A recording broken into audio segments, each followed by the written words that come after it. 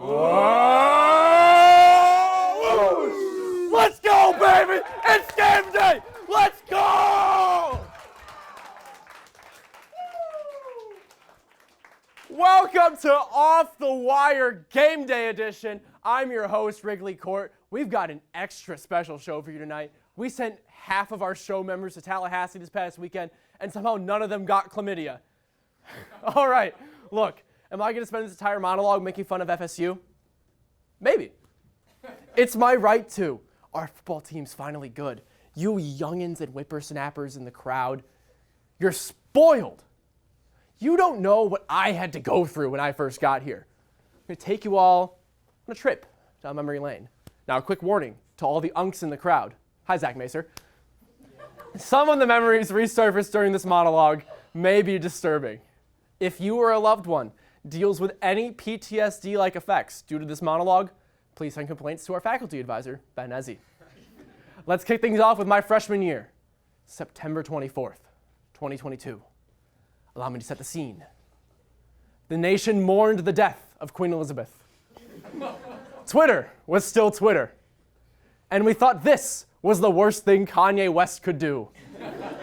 Stranger Things was coming off its 4th season, and I looked like this. Imagine being this thing and going to a UM football game in September. It's 97 million degrees outside. You don't know it yet, but you're about to be in the worst situationship of your life. And you're playing Middle Tennessee State University, a real school. Surely we beat them, right? Nope. We lost 45-31. It wasn't even close. And to add insult to injury, we paid them to play that game. The University of Miami paid MTSU $1.5 million of your tuition to get dog walked in front of the home crowd. Well, I mean, you can see there, crowd's kind of a stretch. But imagine coming to this school and all of your friends' dads are like, oh, you're going to a football powerhouse. And you, like a month in, are just the laughing stock of the college football world. Luckily, that was the only bad thing to ever happen to Miami football. Until October 7th, 2023. The nation mourned the death of legendary Chicago Bears linebacker and funniest name of all time, Dick Butkus. Taylor Swift started dating an illiterate man whose dong would later become the topic of a terrible song.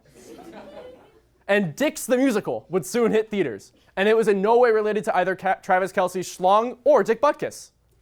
Stranger Things was coming off its 4th season, and I looked like this. Yeah, it got better before it got, it got worse before it got better. Woo! Imagine being this guy. You're sitting alone in your lakeside apartment because you didn't feel like going all the way to Hard Rock Stadium. You're just a few short months away from developing an unhealthy relationship with alcohol. And your Miami Hurricanes are the 17th ranked team in the nation. They have like real momentum, and they're about to beat Georgia Tech at home. There's only 35 seconds left. All they have to do is take a knee, and the game's over. Now, I think we all know what happened there. Dear audience, did they take a knee? No. Correct. They did not take a knee. They didn't do the easiest thing ever. And look, I know it's easy to stand up here and be like, even I could have made that play despite being a terrible athlete, but like, I could have made that play. See? It's not that hard. Mario Cristobal, get him up here. Mario, look, man, I get it. Life hasn't always been easy for you. You share a name with a cartoon plumber. But what the hell were you thinking? Oh, we have this game just about sealed up. Let's get Don Chaney Jr. some more yards before we go. I'm going to be honest. I was 100% out on Mario at that point. I was ready to send him back to whatever green pipe he crawled out of, because the Miami Hurricanes were once more the laughingstock of the college football world.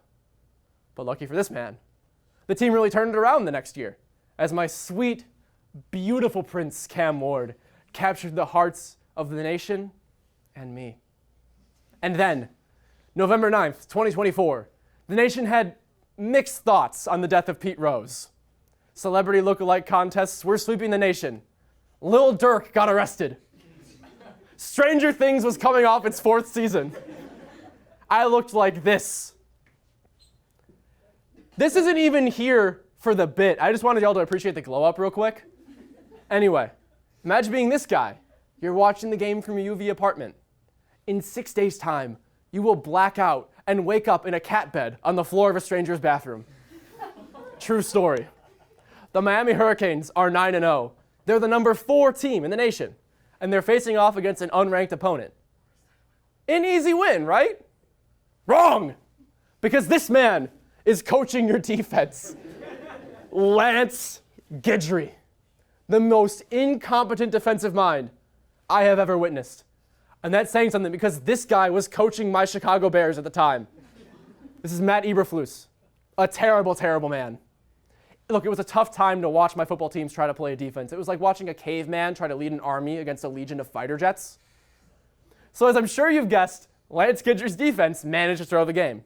Miami's undefeated season was over. They'd end up losing again to Syracuse and missing the college football playoff entirely. And do you know who this heartbreaking loss was to? Yep. Georgia Tech.